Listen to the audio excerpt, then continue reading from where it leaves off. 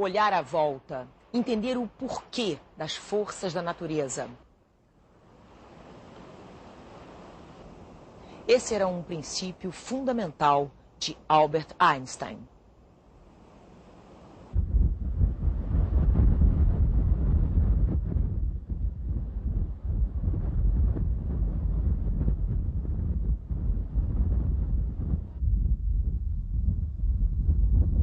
Muito se fala sobre Einstein, muitas histórias são atribuídas a ele. O Arquivo N conversou com um biógrafo de Einstein, John Stachel, para entender os caminhos desse homem que mexeu com a história da humanidade. Bom, estamos falando de um homem que nasceu no século retrasado, em Ulm, na Alemanha. O ano era 1879. O ano de 2005 lembra duas vezes Einstein.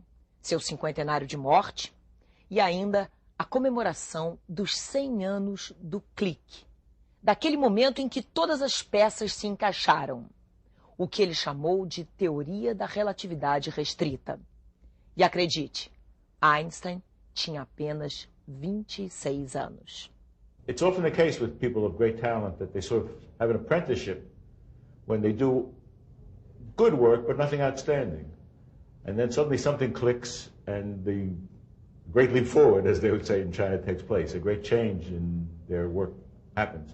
Happened, for example, with Balzac. He wrote many novels as a young man, which were not particularly distinguished, and he later wouldn't have them republished because he was not proud of them. Then suddenly came, clicked, and he started to work, produced a great series like Comédie Humaine. With Einstein, something similar. His early works are acceptable. They were accepted by the Annales de Physique, which was the leading physics journal of that time, but they were not exceptional. If you just looked at those works, you would say, okay, it's a reasonably talented young man, but nothing special.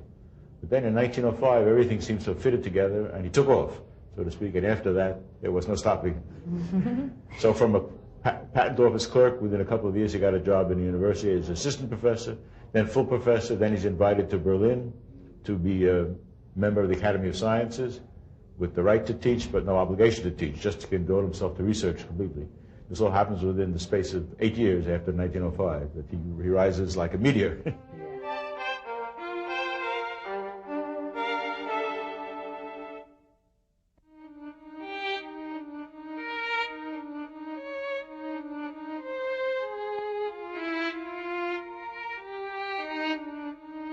He developed childhood, adolescence.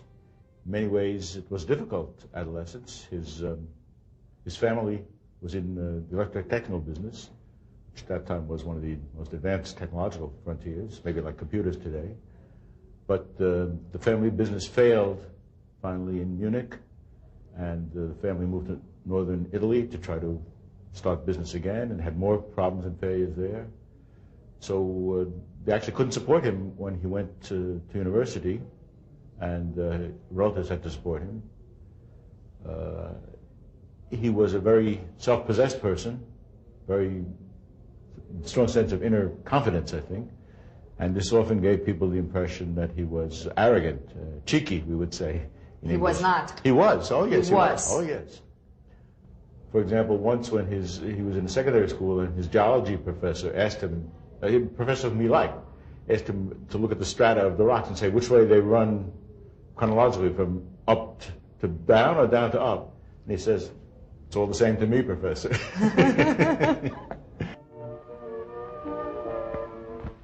Simplicity was the way of the man himself at Kaput, his house in the lake area outside Berlin.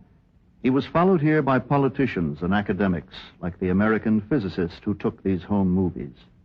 But here he could sail, think, lounge with friends. The informality became part of the legend. He was always looking at the foundational problems. He could do the detailed studies of this or that problem, but he did it like you and I would do a crossword puzzle. It was like an amusing thing. But for him, the important problem is how is the world constructed? What is the deeper underlying nature of the laws of physics? That was his deepest work, was always concerned with those kind of problems.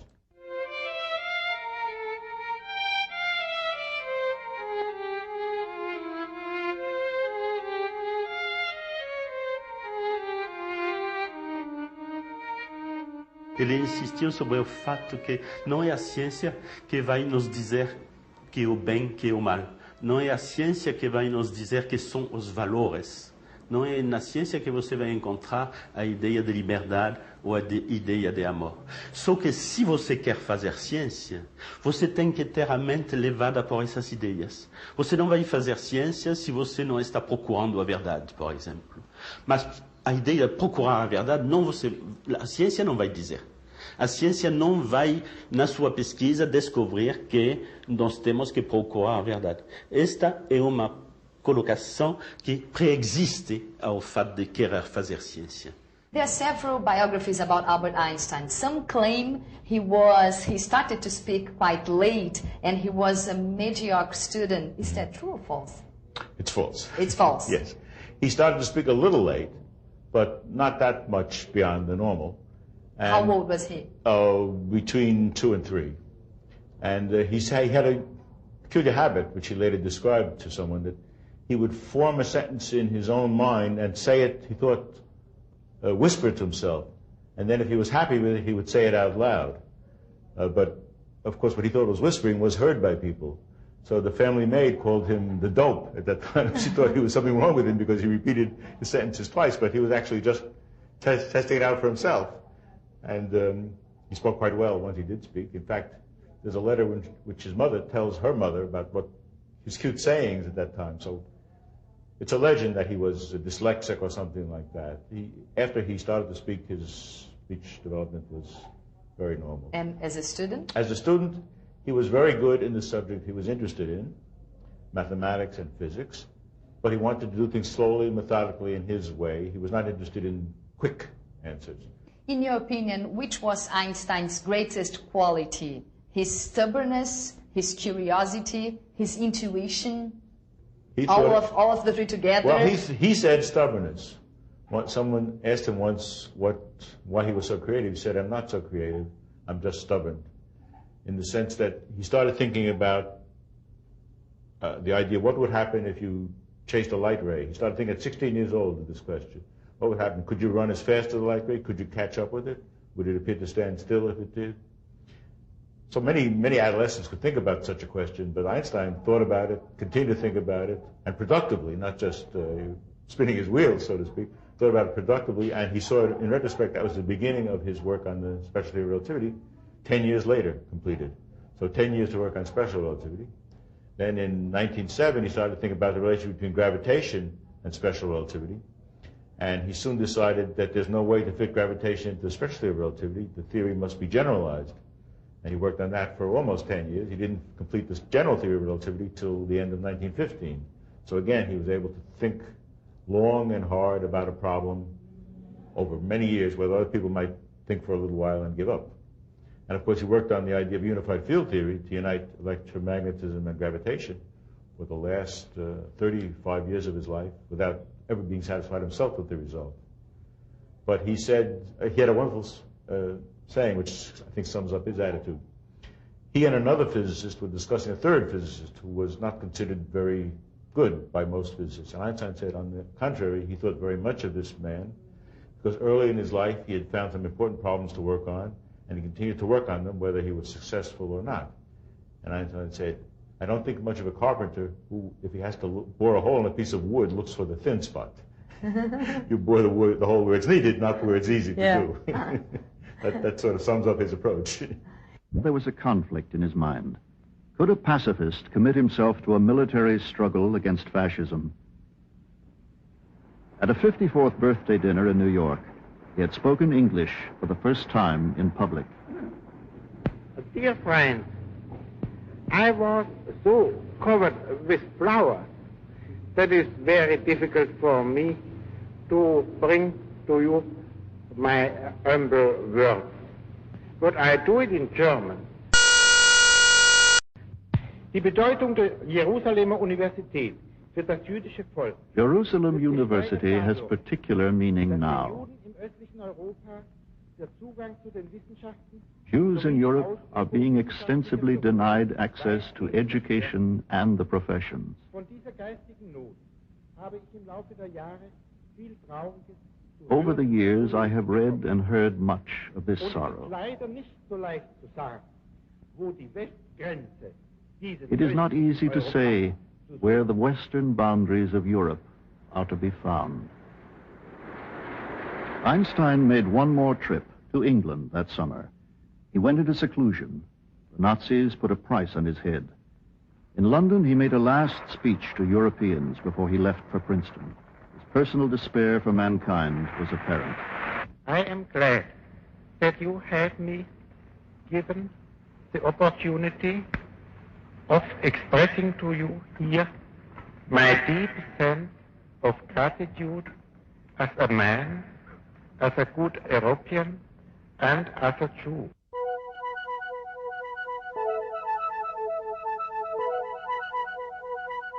Mais fácil agir sobre a natureza, por nosso conhecimento, o que foi a desintegração do átomo, do que agir sobre nós mesmos. É uma palavra que filósofo da antiguidade podia ter dito se conhecia a desintegração do átomo, porque é uma maxime de sabedoria universal esta, que é mais fácil agir sobre as coisas do mundo externas do que sobre si mesmo.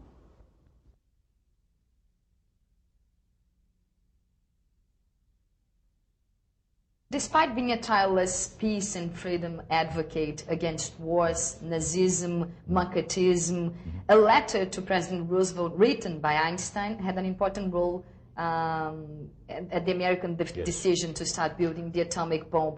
In Einstein's opinion, was this his biggest mistake in life? First of all, I don't think it had such an important role that's often suggested. If you read the memoirs of people who were involved at the time, you see that it really did not have that great an effect. And it's interesting how Einstein became involved.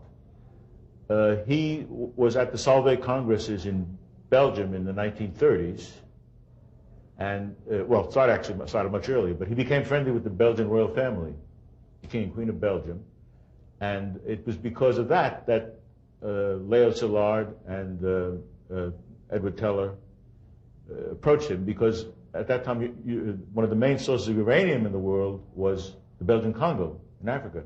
And they were afraid the uranium supply would fall into German hands. Mm-hmm. So they wanted the royal family to do something to prevent this. Then they decided they were all foreigners living in the United States. They can't communicate with a foreign government, or it will be looked upon like, you know, some sort of treason. So they decided they had to send a letter to President Roosevelt, alerting him to the dangers of the atomic bomb being made by the Germans. So that was Einstein, as he says later on, that was his sole contribution, was to sign this letter, which essentially was drafted by these others who knew more about the facts of atomic possibilities of atomic weapons, because they knew the letter from Einstein would get Roosevelt's attention. But he certainly regarded it as afterwards as a great mistake in the sense of the consequences, but he said, what else could I do? What would have happened if the Germans had gotten the atomic weapon? We're very lucky because Hitler forced out the best German scientists out of Germany. If those scientists had stayed in Germany, they might well have developed the nuclear weapons first. You know, what that could have meant for the world. The character of this development lies in its apparently compulsory trend. Every step appears as an unavoidable consequence of the preceding one. In the end, there beacons more and more clearly general annihilation. Einstein made several famous statements, among them, God does not play dice with the world, with the universe, and science without religion is lame, religion without science is blind. Did he believe in God? How did he see religion? Religion for him was somebody once, I think a group of American women were incensed about Einstein being admitted to the United States. They felt he was a godless atheist, and they sent him a telegram, do you believe in God? He said, I believe in the God of Spinoza. Now, if you know the God of Spinoza has nothing to do with human hopes and desires. A única coisa que eu posso dizer de Deus, diz Spinoza, é que a natureza, na toda a sua potência e beleza, isso é Deus. Deus é a natureza. Então, Einstein tinha exatamente a mesma concepção e se refere a Spinoza. Então, a religiosidade, para ele, é esse sentimento na frente da natureza ou das realizações que se encontram na natureza, como o homem quando ele tem valor quando ele deixa se revelar seus valores.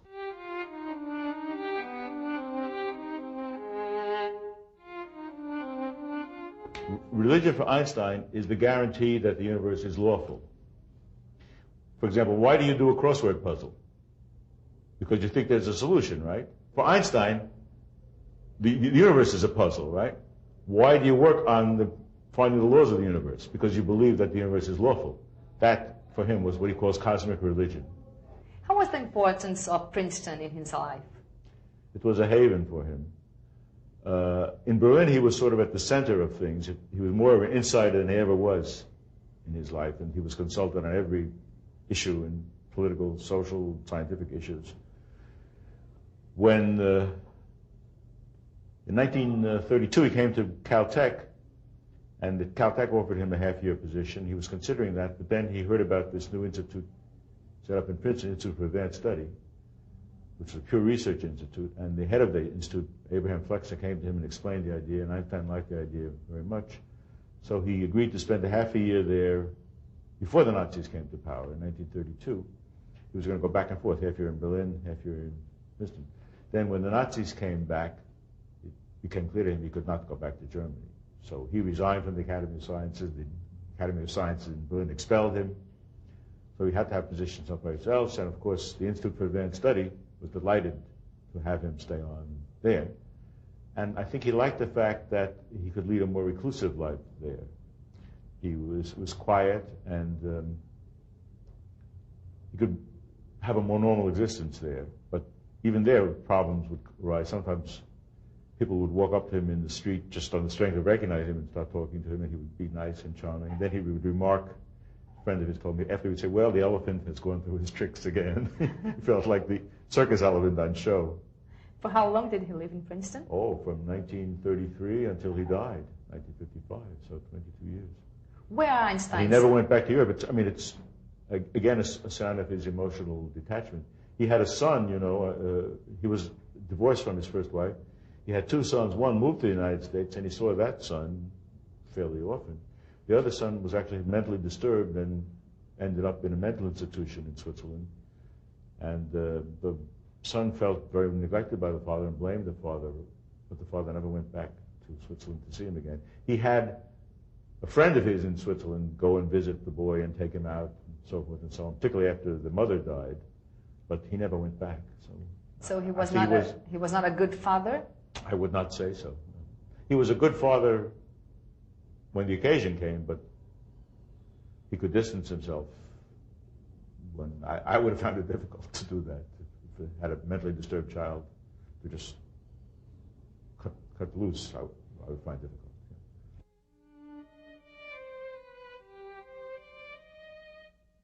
As he got older, he became more and more solitary. Yes, I think so.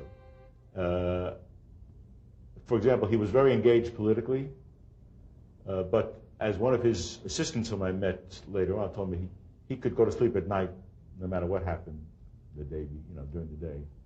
Another assistant told me his wife died, his second wife died while he was in Princeton, and she was in agony. And he said he came to work with Einstein, and he would hear the wife from the next room moaning and groaning, and unnerved him. But Einstein could keep working.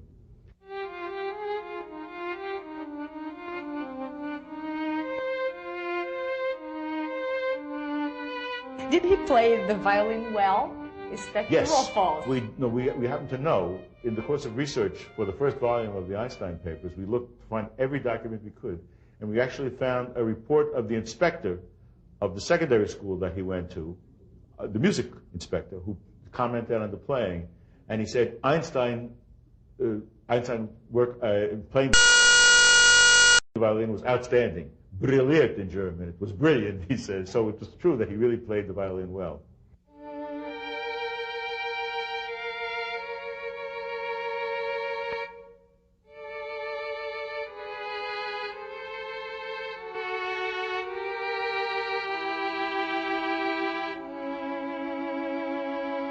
Napoleon and other great men of his type, they were makers of empire. But there is an order of men who get beyond that. They are not makers of empires, but they are makers of universes. Their hands are unstained by the blood of any human being on earth.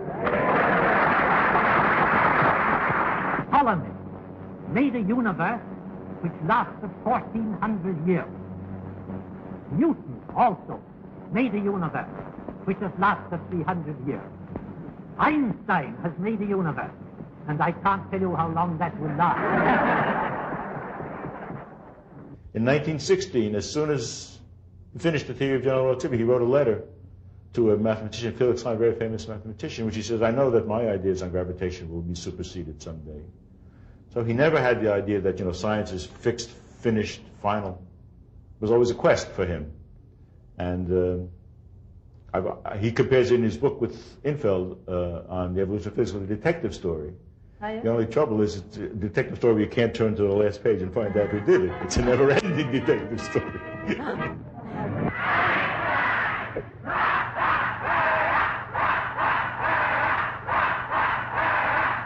His welcome was the kind given to the heroes of the age.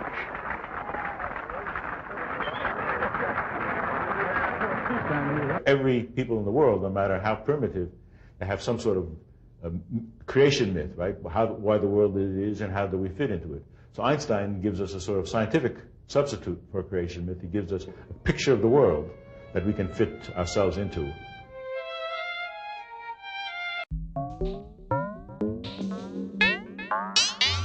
O espaço aberto vai entrar num universo diferente, cheio de fórmulas e equações, mas acima de tudo repleto de ideias, pensamentos tão extraordinários que revolucionaram a nossa compreensão de mundo. Teorias que revelaram novos conceitos e que foram criadas por um único homem. Essa é a nossa homenagem a um gênio da humanidade.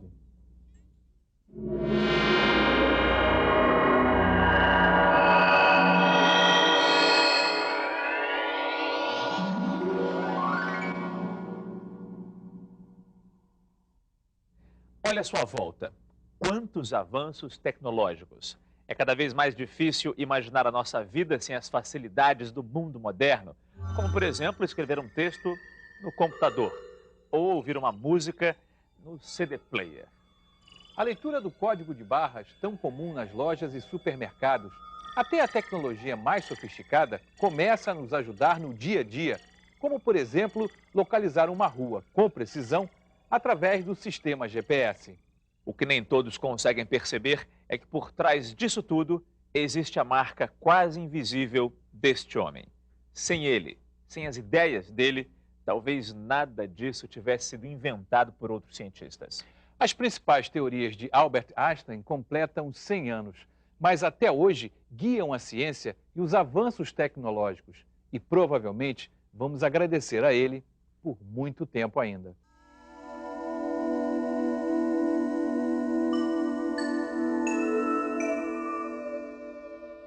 Ninguém imaginava que as ideias de um jovem físico de 26 anos, avesso a instituições acadêmicas, fossem estimular um século de avanços tecnológicos e científicos. Não é à toa que aquele ano de 1905 ficou conhecido como Ano Miraculoso. Foram 5 estudos, pelo menos 3 impactantes: a teoria da relatividade especial, o movimento browniano e o efeito fotoelétrico. Se eu comparo a física com o jogo, o Einstein foi o grande artilheiro do século XX, né? Ele fez todos os gols imagináveis. As jogadas desse goleador, as contribuições dele vão além das acelerações de partículas próximas à velocidade da luz ou das medições de astros e fenômenos celestes. Da física moderna, que Einstein, digamos assim, é um vértice fundamental, ela tem um impacto enorme na vida de todos nós. E nós não falamos aqui tanto do desenvolvimento no século, na segunda década do século XX, da física quântica, que está escorada nos trabalhos originais de Einstein e que permitiu todo um desenvolvimento de todos esses aparelhos que estão no entorno de nós, do computador, das máquinas digitais. Quer dizer, a física da matéria condensada a partir do átomo é um resultado decisivo da física moderna que impactou profundamente a vida de todos nós e o desenvolvimento científico e tecnológico dos países. A descrição de como a luz pode atuar como partículas, de como átomos emitem radiação e de como a velocidade e a gravidade afetam o ritmo do tempo também são muito importantes para a operação de equipamentos que já se incorporaram ao nosso dia a dia. É difícil enxergar um setor em que você não tenha uma decorrência direta ou indireta do trabalho de Einstein. Então, a câmara que nos filma nesse instante, essa câmara funciona através de uma série de processos eletromagnéticos e quânticos que associam luz e eletricidade. A porta do elevador, se alguém se interpuser no facho de luz visível ou não que tem ali na porta, você interrompe um circuito. Essa interrupção é feita pela falta do sinal de luz que estaria estimulando uma fotocélula colocada no batente do elevador. Esse é um processo que tem tudo a ver com o fenômeno fotoelétrico descoberto por Einstein em 1905. Você pega todo o sistema ligando luz e eletricidade, que está presente em tudo na vida, né? E até as formas operativas mais sofisticadas, CDs ou DVDs, fotocélulas de todo tipo, que estão presentes em tudo quanto é equipamento hoje, tem a ver com o legado de Einstein. Os aparelhos de GPS indicam latitude, longitude e altitude por meio de sinais dos 24 satélites do Sistema de Posicionamento Global que estão em órbita terrestre. Atualmente, a maior parte dos aparelhos pode detectar uma posição com precisão de 15 metros. Mas para isso é fundamental a teoria da relatividade, porque, segundo ela, relógios atômicos no espaço, movendo-se a 14 mil quilômetros por hora, como os do GPS, atrasam cerca de 7 microsegundos por dia em relação aos relógios estacionários. Além disso, existe a gravidade, que faz os relógios dos satélites rodar mais depressa 45 segundos. Portanto, o desvio geral do GPS é de 38 microsegundos.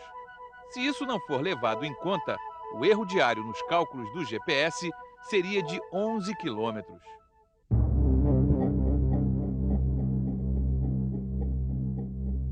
No céu e na Terra, sem as teorias de Einstein, talvez muitos avanços do mundo moderno estivessem parados no tempo. Vamos girar os ponteiros e voltar ao passado. Se estamos falando de um ano miraculoso como o de 1905, é preciso sermos justos. A história já havia registrado um outro ano miraculoso, muito tempo antes. Compreendido entre 1665 e 1666, o mundo da época conheceu as ideias daquele que até hoje é considerado um dos maiores pensadores da física clássica, ou o responsável por ela, Isaac Newton. A teoria de Newton estava muito consolidada, porque já havia 200 anos, né? O Newton teve um ano miraculoso entre 1665 e 66, em que ele também tinha uma idade em torno de 23 anos, ele estava numa fazendola da família dele, e ele teve algumas ideias geniais sobre matemática, sobre o cálculo, sobre a gravitação, etc. É claro que o caso do Newton foi um pouco diferente do Einstein, porque ele demora 20 anos ou mais para desenvolver aquelas ideias iniciais. E o Einstein, em 1905, de fato, já vai apresentar um conjunto de teorias já bastante completas. E, portanto, o Newton tinha ganho, a teoria de Newton, ao longo do século XVIII, com Euler, com Lagrange, com muitos outros físicos, tinha ganho digamos assim, uma aceitação muito forte, porque ela explicava muito bem a enormidade de fenômenos mecânicos em torno de nós. Portanto, era muito difícil você abalar esse edifício da física newtoniana, uma tarefa quase impossível. Isso, de fato, se realizou porque também a física clássica começou a chegar num momento de crise, que novos fenômenos, por exemplo, dos átomos, novas questões tecnológicas, o eletromagnetismo, que trouxe uma nova perspectiva sobre a física também dos objetos, chegou naquele momento e aí começou a colocar em xeque a teoria newtoniana mais antiga. E foi Einstein o responsável por atualizar todo o conhecimento que se tinha até então, mudando a nossa forma de ver o mundo. Com apenas 26 anos e trabalhando em um escritório de patentes em Berna, na Suíça, pouco se poderia esperar dele. Quem conheceu Albert Einstein deixa claro o quão simples era esse gênio. O físico brasileiro José Leite Lopes conviveu com Einstein na Universidade de Princeton, nos Estados Unidos. Hoje, com 86 anos, ele tem muitas recordações daquele tempo. Guarda fotos e lembranças da época em que era um estudante e se encontrava com o já renomado cientista nas salas de aula ou no campus. Na estação de trem estava Einstein com outras pessoas, e Einstein estava à espera da irmã dele, que vinha no trem. E então, quando eu vi, eu disse, professor Einstein, ele muito simpático, ele abriu-se para nós, e então eu pedi que ele saísse da estação e ficasse naquela posição que está ali. E então tiramos a foto. Einstein era a caricatura perfeita do cientista. Quando jovem, sempre gostou de estudar, mas nunca de se prender a instituições de ensino. Por isso, em 1905, estava trabalhando não em uma universidade ou um centro de pesquisas, mas no escritório de patentes. O que pode ter sido, por incrível que pareça, um passo importante para o desenvolvimento de suas teorias. O fato dele ficar à margem da comunidade e não ter de prestar contas, de dar muito ligado, digamos assim, a maneira como a academia trabalha as questões, lhe deu um certo grau de independência. Então ele tinha um grau de ousadia e de independência crítica muito grande. E isso foi um ponto central nas características que permitiram com que ele fizesse essas revoluções na ciência. Agora, ele tinha uma capacidade individual muito grande também de aprendizado, né? Ele era um grande autodidata, uma capacidade de concentração muito grande em cima dos problemas, como o Newton também já havia exibido alguns séculos antes, e ele tinha, portanto, e também ele estava enfronhado, né? Ele conhecia bem os clássicos da física, ele vinha estudando isso desde jovem. Então, ele tinha um conhecimento e tinha uma intuição muito grande para identificar quais os grandes problemas que a física vivenciava naquele momento e ter a ousadia de enfrentá-los com ideias originais.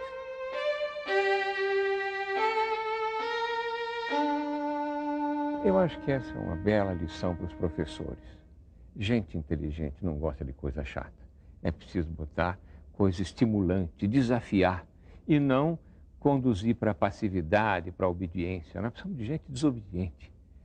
O mundo precisa de gente que não concorda com o que está aí. O mundo não está grande coisa, diga-se de passagem. Mais do que antes, hoje é hora de produzir mais gente como Einstein, com uma profunda compreensão humanista do mundo.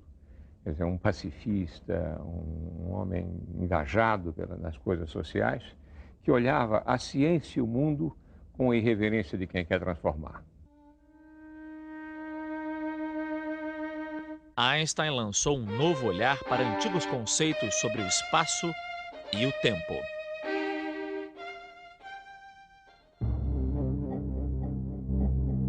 Einstein provou que tempo e espaço não são exatamente iguais para todos. Para Newton, o relógio é um relógio absoluto. Então, ele teria os resultados iguais, idênticos para qualquer pessoa na Terra, na Lua, em Marte ou em qualquer lugar do universo afora, ou para nós, sentados, andando, não importa o quê. Para Einstein, não. Isto começou a ser diferente, né? Essas questões foram examinadas, como eu disse, por vários físicos, e o que Einstein fez foi a formulação final com essa interpretação física. Einstein escreveu duas teorias da relatividade. A primeira, elaborada em 1905, ficou conhecida como teoria da relatividade especial ou restrita. Essa teoria, ela, de certa maneira, ela faz uma revisão das nossas noções de tempo e espaço, que predominavam desde Galileu e de Newton, e leva a uma nova mecânica. Os resultados que ela traz, eles não são, digamos assim, tão perceptíveis na escala que nós estamos habituados, na qual a mecânica newtoniana descreve muito bem os fenômenos. Mas tem uma implicação grande para velocidades maiores, velocidades próximas à da luz.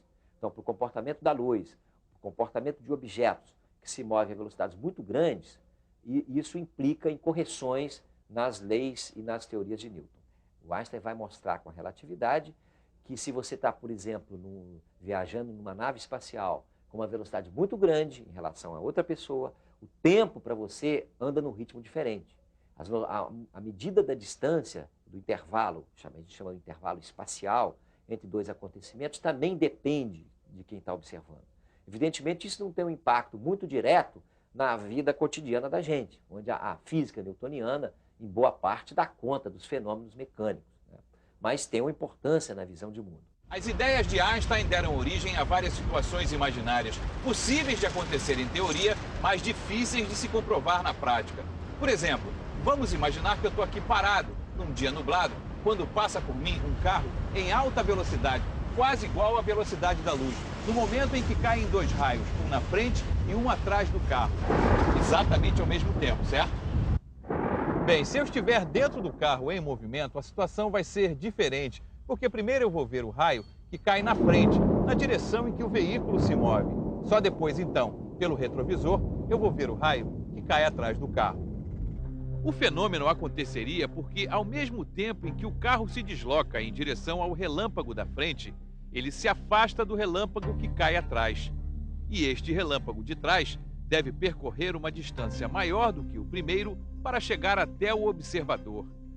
Como a velocidade da luz é constante, o relâmpago da frente chega antes do de trás.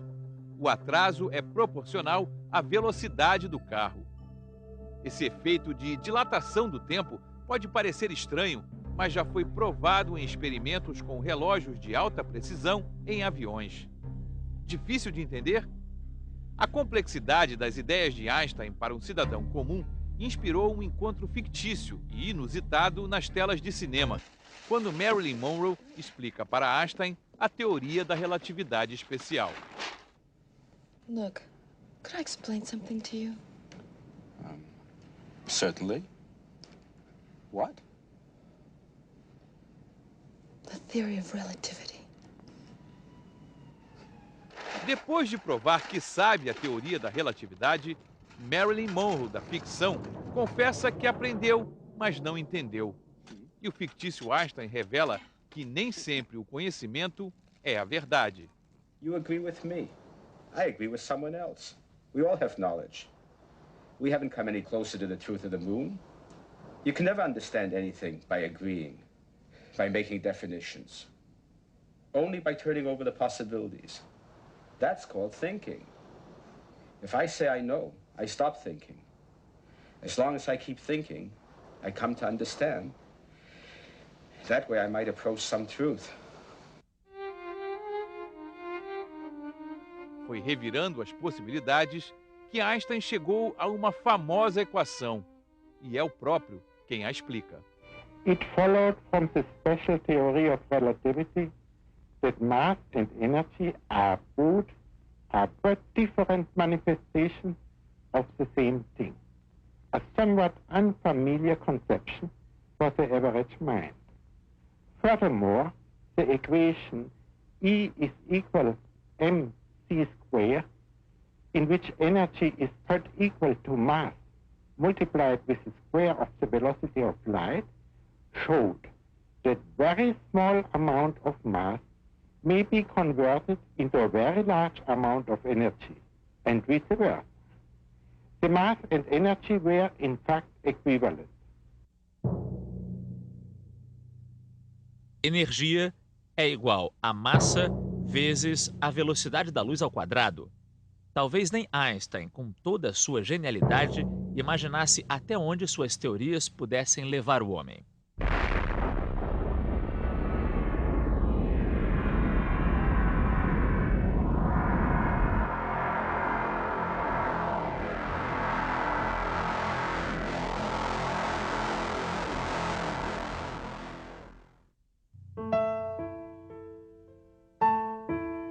A bomba que acabou com as cidades japonesas de Hiroshima e Nagasaki, matando mais de 200 mil pessoas, determinou o fim da Segunda Guerra Mundial e iniciou uma corrida atrás de quem detinha o poder de construir esse tipo de artefato.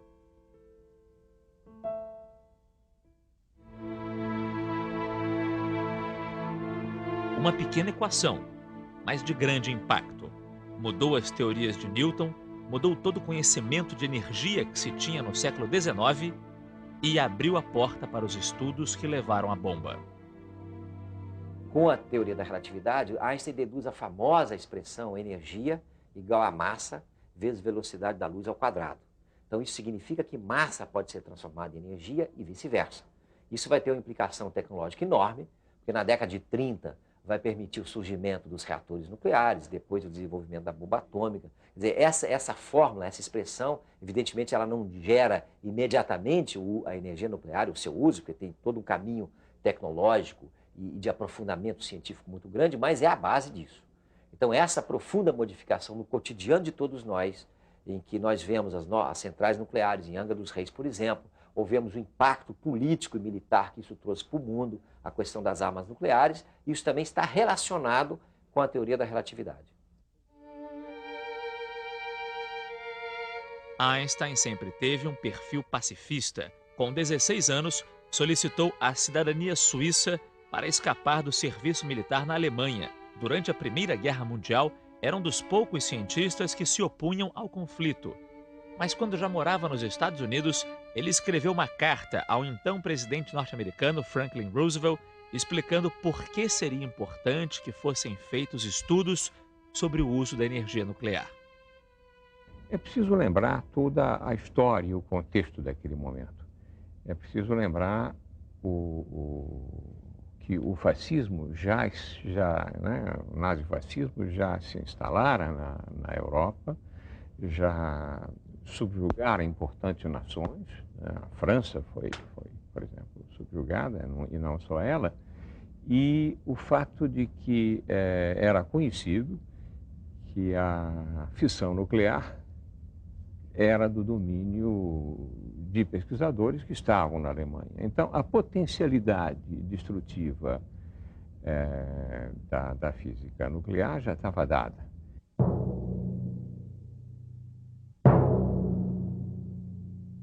Os físicos se depararam com a questão, olha, se a energia é massa vezes a velocidade da luz ao quadrado, se eu transformar um grãozinho de massa em energia, é uma energia suficiente para destruir qualquer coisa que seja, para queimar tudo que esteja à volta num raio muito grande.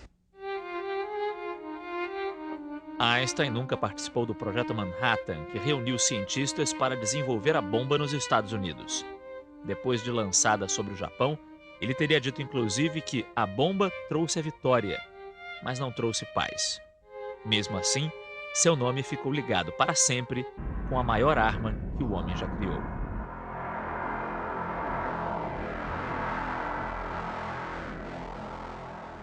A equação virou um símbolo do dilema da humanidade.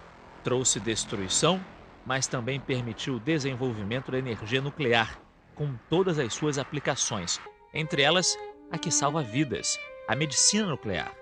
E mais, a equação inspira novas perspectivas até hoje.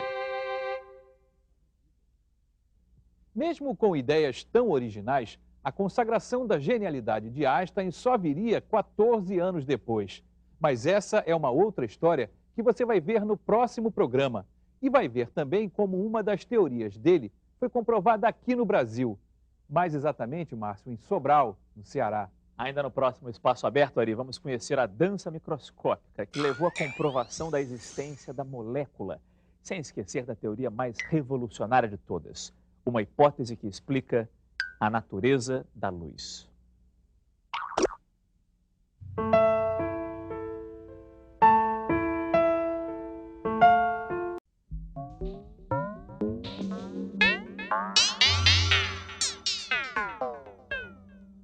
O Espaço Aberto volta a explorar o universo genial das teorias de Albert Einstein. É a nossa homenagem aos estudos que completam 100 anos, mas que ainda não envelheceram, Márcio. Nem um pouco, Ari. No programa de hoje, vamos comprovar a existência da molécula, entender a natureza da luz e mostrar como o jovem cientista amadureceu suas ideias e foi consagrado como um divisor na história da física.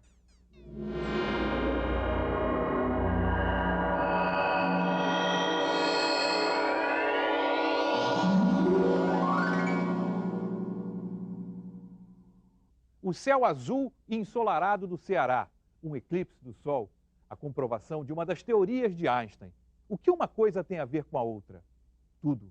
Para observar que os raios luminosos se curvariam ao passar pelo Sol e comprovar a previsão de Einstein, só mesmo um eclipse solar e registrado aqui no Brasil. E assim, todo um novo universo se abriu depois.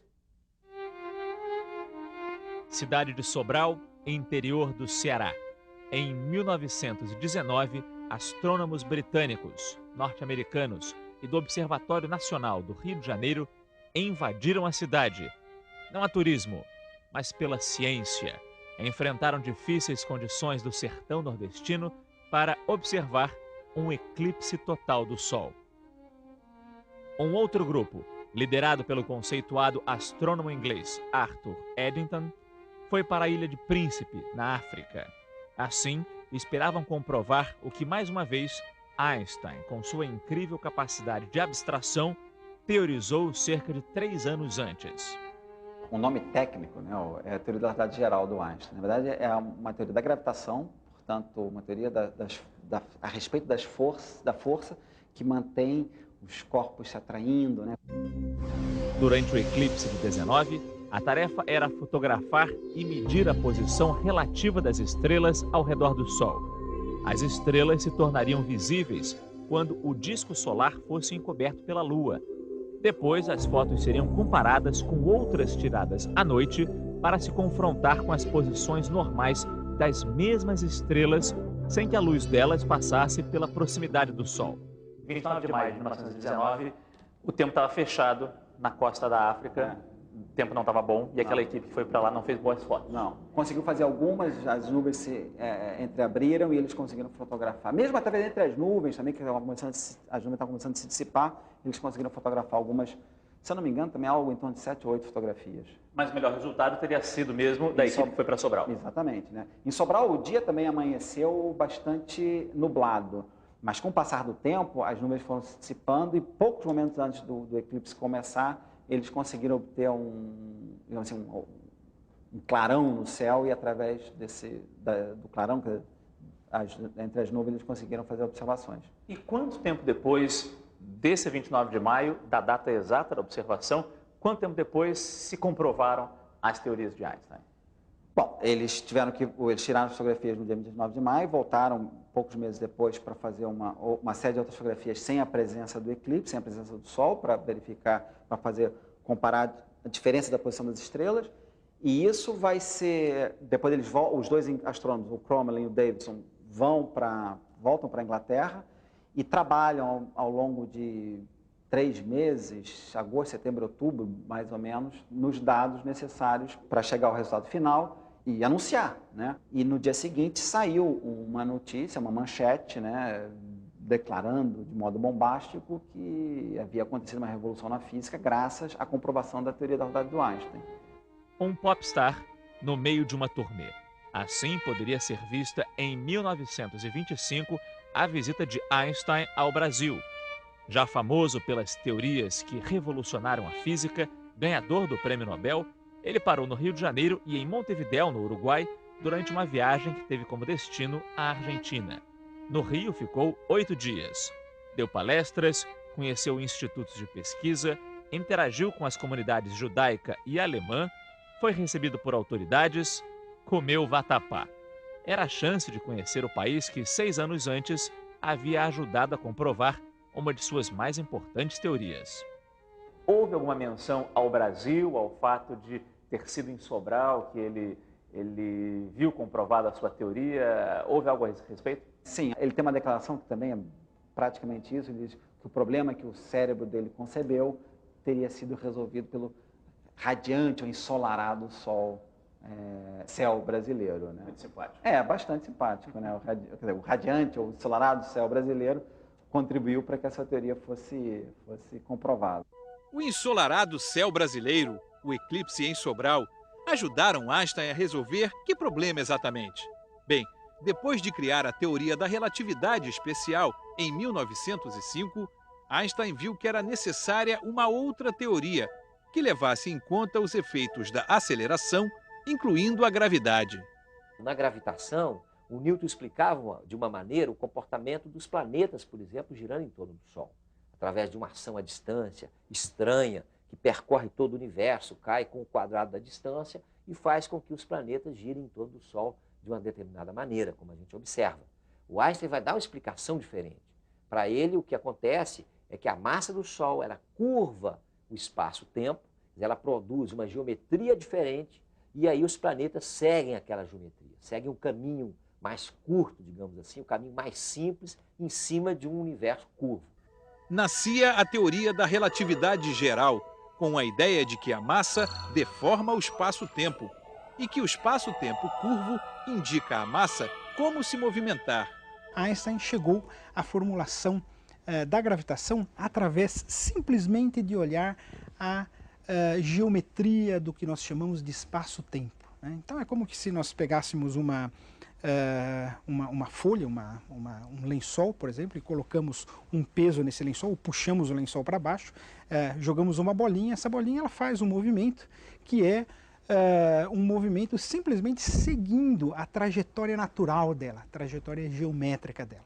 Essa interpretação geométrica da força é que nos dá a teoria da relatividade geral.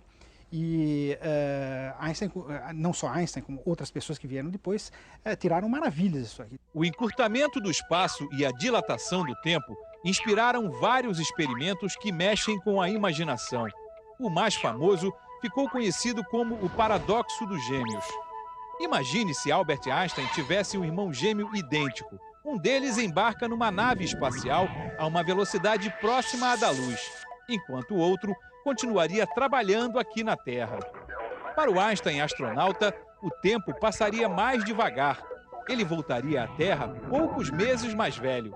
Mas o tempo deixaria marcas no Einstein cientista. Para ele, muitos anos teriam se passado. Uma das experiências mais ilustradoras da teoria da relatividade geral pode ser feita unindo objetos do dia a dia. Uma maçã, um elevador e a imaginação também, claro.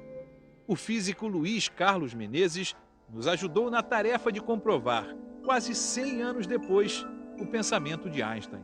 Bom, professor, nós estamos no elevador parado agora. O que acontece se eu largar a maçã? O elevador parado, subindo ou descendo, com velocidade uniforme, acontece a mesma coisa. Ela cai acelerada, com a aceleração da gravidade, 9,8 metros por segundo ao quadrado. Isso aqui na Terra. Essa é a aceleração da gravidade no planeta. Na Lua, seria mais branda essa aceleração. Agora imagine se o cabo do elevador se rompesse e ele caísse em queda livre. Ok, então, professor, nós estamos no elevador em queda livre. O que acontece com a maçã agora? Com a gente em queda livre, o peso não é sentido. Os nossos braços ficam mais leves, é certo? E se eu abandonar a maçã, mesmo que eu dê um pequeno giro, ela vai ficar girando parada no lugar. Ela não tem por que razão cair. Einstein pergunta, que experiência se pode fazer para saber se se está em queda livre num elevador ou se se está num espaço sem gravidade? Sem olhar para fora, né? Sem fazer experiências externas. Localmente, as duas coisas são completamente equivalentes. Essa equivalência, gravitação, aceleração, é a alma da relatividade geral, com a qual se mudou a compreensão do mundo, de cosmo, de buracos negros, da Big Bang, tudo tem a ver com a teoria da relatividade geral que Einstein construiu a partir dessa experiência imaginária no elevador. Muita gente pensa que Einstein ganhou o prêmio Nobel pela teoria da relatividade, mas, na verdade, ele foi premiado pelo estudo sobre os fótons, uma hipótese inovadora que explicava a natureza da luz. A teoria era tão revolucionária que levou 16 anos para ser consagrada. E um importante avanço tecnológico desenvolvido a partir das ideias de Einstein só surgiu na década de 60, o laser. Locking phasers on target. They're locking phasers. Ray shields. Fire! Quando o filme é de ficção científica, lá está ele. Para os cineastas, é uma arma mortal.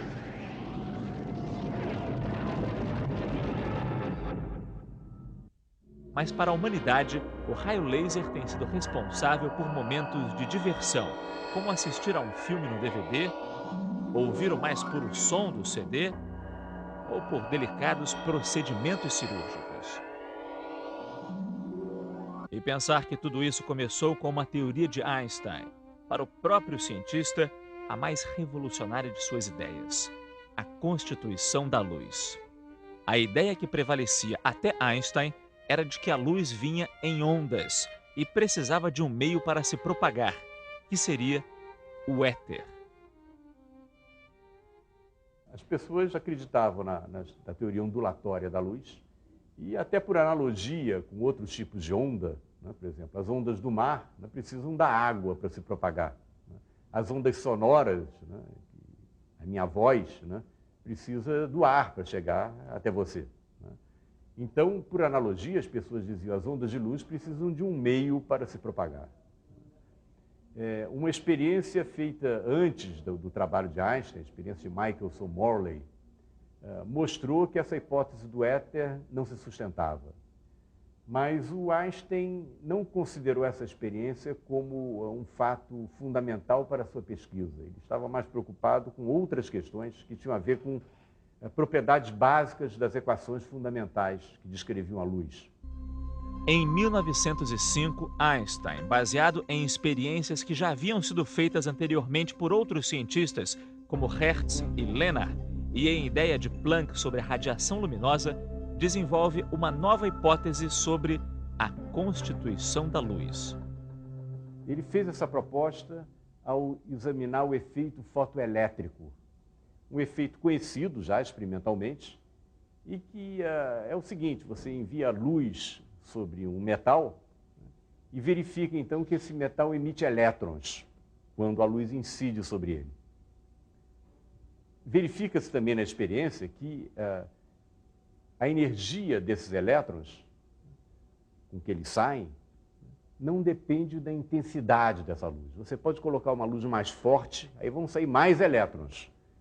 Mas esses elétrons saem com uma velocidade que independe da intensidade da luz, cada elétron.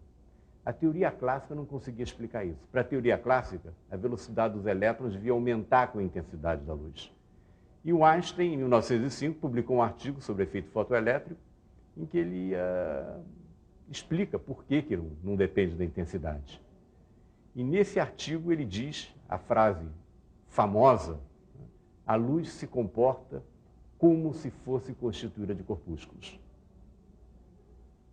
Essa afirmação prudente do Einstein, como se fosse, né, mostra a resistência do próprio Einstein e da comunidade científica da época de entender a luz como algo que não fosse uma onda, que fosse constituída de corpúsculos.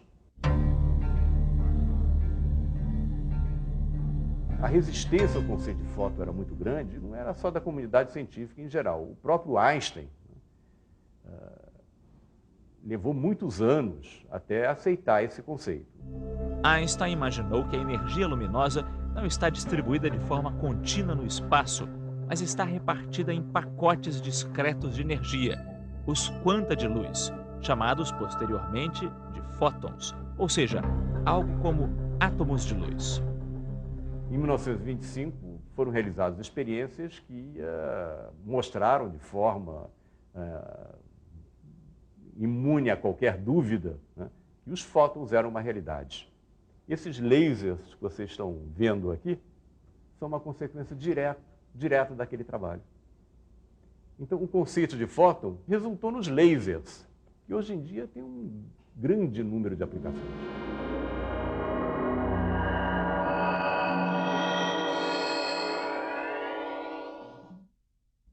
Em 1827, o botânico Robert Brown observou o pólen das flores flutuando na água usando um microscópio como este modelo. Ficou surpreso com o que viu. Os minúsculos grãos não paravam de se deslocar como numa dança interminável.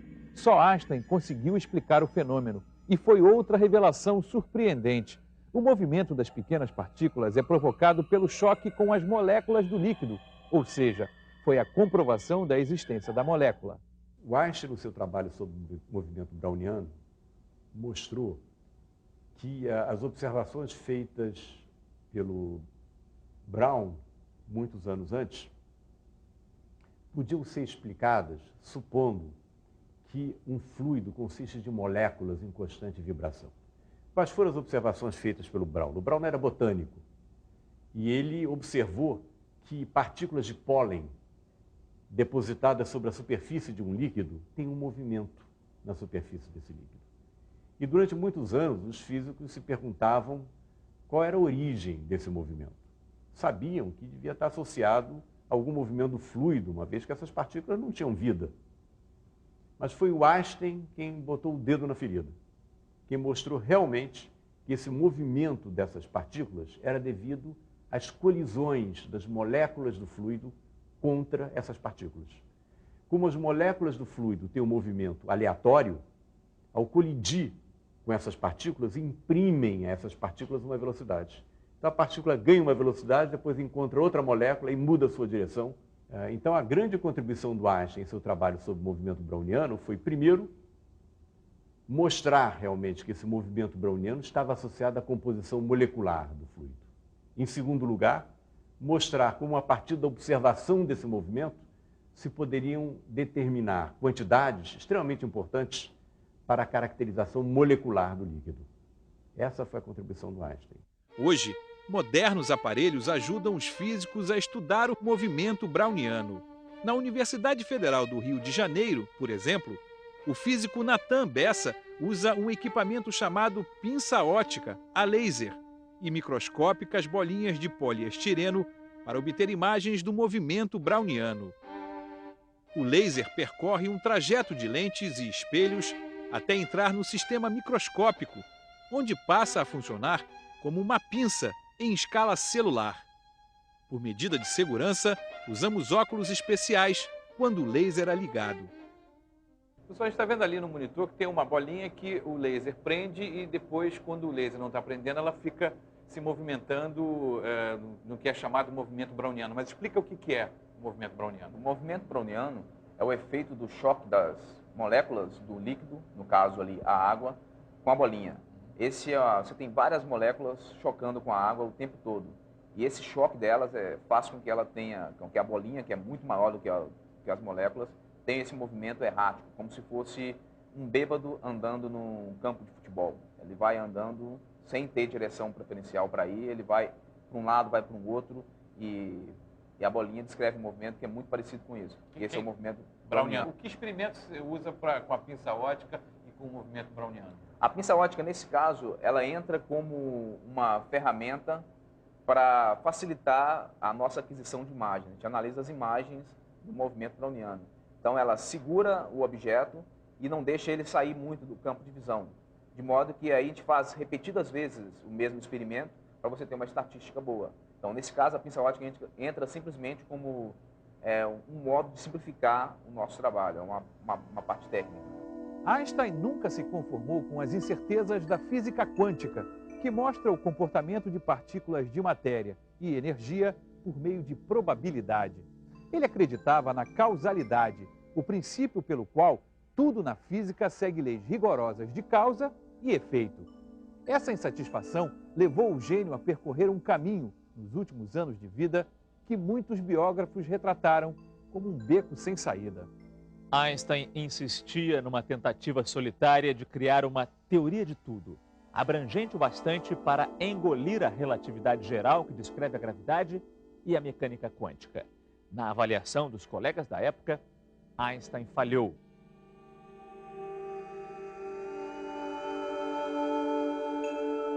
O problema da unificação, do eletromagnetismo com a gravitação e da gravitação com a física quântica, é um problema ultra atual, não resolvido. Eu acredito que esse seja, de fato, um dos grandes problemas do século XXI. É um problema que está sendo perseguido em vários países do mundo, mas certamente é um longo caminho a percorrer. Ou então, quem sabe, talvez um dos jovens que esteja assistindo esse programa tenha ideias brilhantes, como teve o Einstein, e encurte esse caminho, criando novos paradigmas e novas teorias que terão repercussões importantíssimas no século XXI. Eu acho que nós dependemos muito disso. A ciência, nesse sentido, é muito democrática, né? Porque frequentemente não são os cardeais, né, que fazem as grandes descobertas científicas. Esses já fizeram, né? São os jovens, né, com a mente aberta, que realizam as grandes descobertas, que propõem as grandes teorias. Como era o próprio Einstein. Como era o próprio Einstein. Em 1905 ele tinha 26 anos. Né? E foi nessa época que ele fez a sua grande revolução.